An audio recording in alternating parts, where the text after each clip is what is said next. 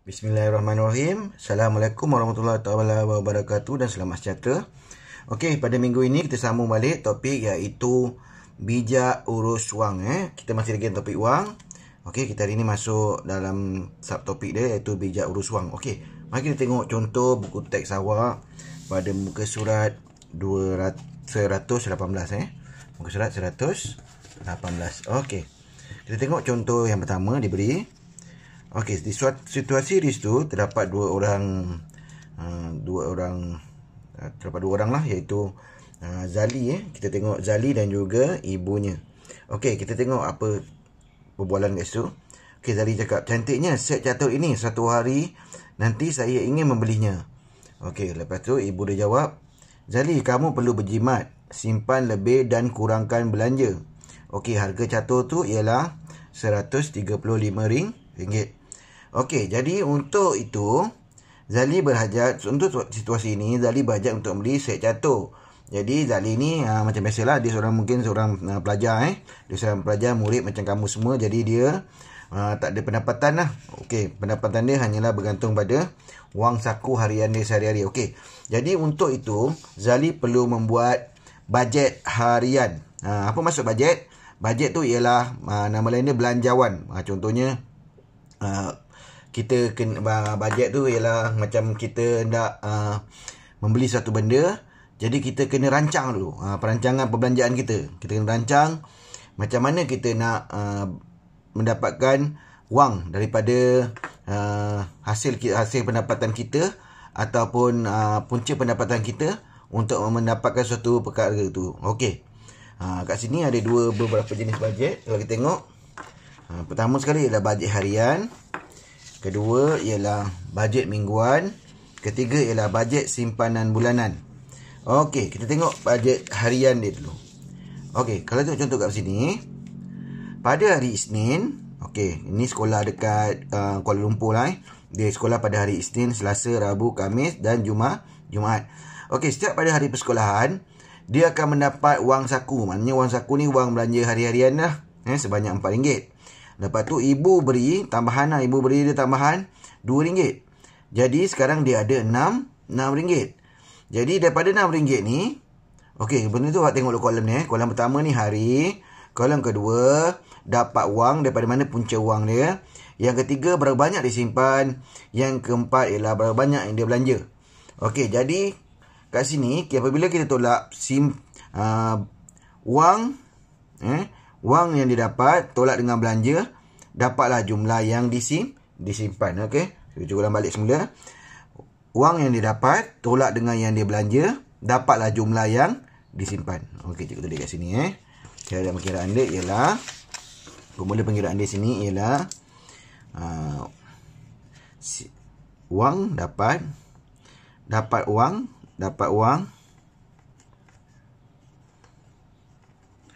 tolak belanja.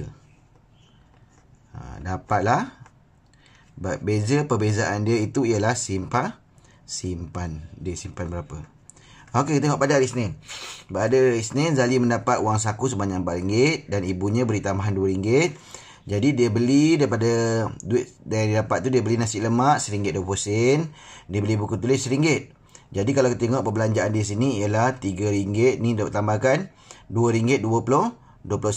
Jadi RM6 tolak RM2.20, dapatlah ada baki lagi duit dia sebanyak RM3.80. Okey.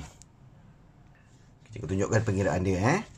Okey, kita tengok situ. Mula-mula dia dapat, okey, Isnin. Isnin dia dapat RM6. Lepas tu dia belanjakan nasi lemak RM1.20, buku tulis RM1, jadi RM2.20. Tolak dengan dia belanja RM2.20. Okey, sifar tolak sifar. Sifar tolak tak boleh, sini 5. 10 tak 2, 8. 5 tolak 2, 3. Jadi dapatlah pada hari Isnin dia berjaya kumpul sebanyak RM3.8, disimpan sebanyak RM3.80. Okey, pada hari Selasa, wang saku saja, ibu dia tak ada beri wang tambahan. Jadi wang dia RM4. Dia belanja, tapi dia oleh kerana tak ada lebihan duit, dia hanya beli roti canai. Jadi RM4 pada hari Selasa. Dia ada RM4. Tolakkan dengan RM1.20. Okey, jadi yang disimpan sini sifar 3, 10, 8, 1, 2. Yang disimpan pada hari Selasa ialah RM2.80. Begitu juga pada hari Rabu, RM4. Dia beli sandwich RM1.50. 4 tolak RM1.50, dapat RM2.50.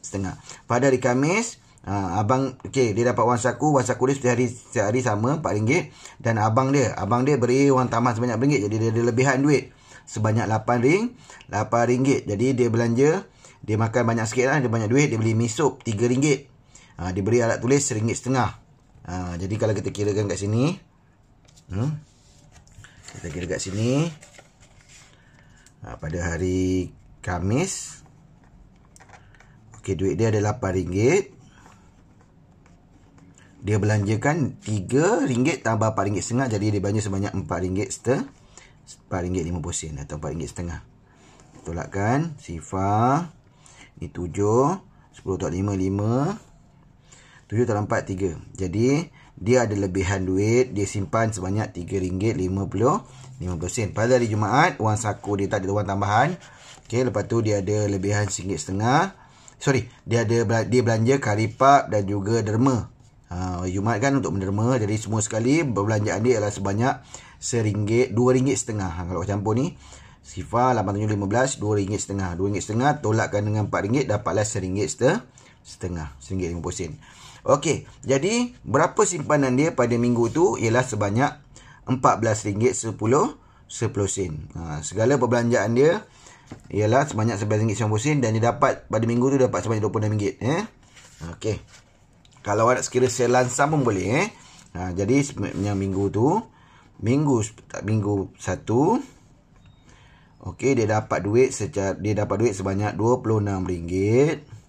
Lepas tu yang dia belanja ialah RM11.90. Okey, jadi berapa banyak yang disimpan? Sifar kita tolakkan. Ni 5, 10 tak 9, 1, 4, 1. Okey, sebanyak RM14.10 yang telah disimpan. Okey, itu untuk minggu pertama. Okey, kalau dia nak buat belanja minggu kedua, mingguan, maknanya setiap minggu lah. Ini dia dah buat ni. Okey, ini ialah secara minggu pertama. Kalau ni, maknanya dia tak buat hari-hari. Dia setiap minggu dia akan buat. Dia kira setiap minggu macam ni lah. Maksudnya nanti dia akan kira setiap minggu, berapa dia dapat minggu tu, berapa banyak dia belanja. Contohnya macam minggu pertama tadi kita kira dah. Okey, minggu kedua, dia dapat mungkin mak dia ataupun ibu dia tak beri duit tambahan, jadi duit dia ada sebanyak RM20 sajalah. RM20, lepas tu dia belanja RM10, tinggal RM10, 20 tolak 10 dapat RM10. Okey, pada minggu ketiga dia belanja RM25. Dia dapat RM25. Dia belanja RM10.50 dan baki dia disimpan sebanyak RM14.50. Minggu keempat dia ada RM22. Dia belanja RM10, baki dia RM12. Jadi keseluruhan semua yang dapat minggu sepanjang minggu pertama, kedua, ketiga, keempat, dia dapat sebanyak RM93. Dia belanja sebanyak RM40.40. Jadi yang disimpan ialah RM50.60. Kalau kita kira secara mingguan, minggu bulan Julai tu, sebulan lah, maksudnya di atas minggu pertama, minggu dua, ketiga, semua sekali jumlah dia ialah RM93. Lepas tu dia belanja semua sekali pada bulan itu ialah sebanyak RM42.40. Kita tolakkan untuk dapat tahu berapakah jumlah yang disimpan. Ini sifar 3, 2, 10, 6, sifar 5. Okey, yang dia dapat ialah RM50.60. Okey, bajet juga, macam cikgu cakap tadi awal-awal, bajet juga boleh dibuat secara ataupun kita boleh merancang belanjaan kita secara bulanan. Macam tadi Julai. Okey, Julai tengok sini. Julai okey. Pada bulan Julai, okey, Zali berjaya mengumpul RM50.60. Pada bulan Ogos dia berjaya mengumpul RM40.50. Pada bulan September RM41.50. Pada bulan Oktober tu RM47. Okey, maknanya sepanjang 4 bulan ni, Julai, Ogos, September, Oktober, Zali berjaya mengumpul RM179.95. sen. Jadi dapatlah Zali beli set catur tadi. Set catur tadi ialah harga dia. Set catur harganya ialah sebanyak RM135. Okey, dengan cara membuat bajet, okey, ataupun perancang perbelanjaan, dengan rancang perbelanjaan dia, Zali berjaya pada bulan Oktober selama 4 bulan dia boleh membeli set catur. Ni cakap dengan boleh. Saya sudah berjaya mengumpul wang untuk membeli set catur. Tahniah Zali. Okey, kita tengok pula yang kedua. Ni lah kita tengok tengok sini. Tentukan satu matlamat kamu, catat simpanan dan belanjaan untuk mencapai matlamat itu. Awak pun kalau samalah. Katakanlah awak nak beli contohnya awak nak beli handphone handphone yang murah lah, katakanlah handphone dalam 300-400. Awak kumpul lah duit perbelanjaan awak. Mungkin kalau ayah ibu awak gaji, dapat duit lebih, awak boleh simpan lebih. Okey, kita tengok contoh seterusnya.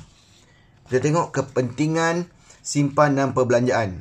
Okey, apa kepentingan kita rekod simpanan dan belanjaan kita? Yang pertama, untuk elak daripada berhutang. Orang yang maknanya orang yang tahu berapa dia punya simpanan, berapa belanjaan dia. Dia tak banyak hutang, dia tak membazir lah. Dia boleh menjaga perbelanjaan dia. Dia tahu berapa dia dapat, dia tak akan belanja lebih daripada apa yang dia dapat. Okey, yang seterusnya, simpan wang untuk masa hadapan. Okey, untuk pembelajaran macam ni, untuk pembelajaran, untuk masa depan kita. Sebab macam awak satu hari nanti awak akan pergi ke universiti, memerlukan duit yang banyak. Jadi inilah masanya awak mula menyimpan wang untuk masa depan. Okey, apa lagi kepentingan rekod simpanan dan belanjaan? Okey, kita dapat kawal belanja berlebihan lah. Sebab apabila kita tahu berapa kita dapat, kita tahu kita tak akan berbelanja lebih daripada apa yang kita dah dapat kalau kita rekodkan. Kalau kita tak rekod, kita tak tahu. Nampak duit je kita belanja, nampak duit kita belanja. Okey, jadi apabila kita simpan rekod perbelanjaan kita, kita sedia tahu kita punya pendapatan, kita boleh kawal belanja supaya tidak berlebihan. Lepas tu yang ini paling penting, keperluan didahulukan.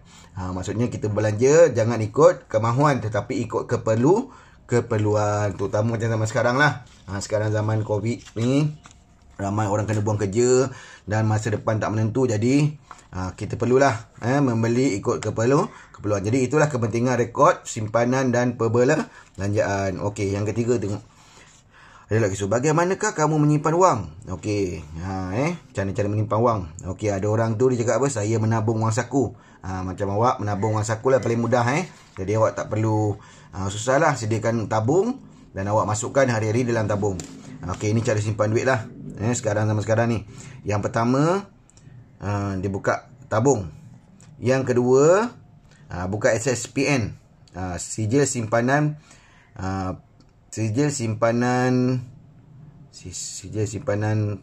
Pelaburan Nasional. Okey, lepas tu simpan kat mana lagi ni? Macam-macam lah instrumen kewangan. Awak boleh simpan dekat bank rakyat. Awak boleh kat bank rakyat kan ada untuk biasa akaun untuk kanak-kanak, akaun cikgu rasa akaun Nuri. Awak boleh simpankan BSN, dekat dengan kawasan sekolah kita simpankan BSN. Okey, dan juga awak boleh beli unit amanah lah. Ada unit amanah untuk kanak-kanak, unit amanah pendidikan. Okey, itulah dia. Sekarang kita tengok latihan uji diri. Cikgu nak awak buat latihan muka surat 121.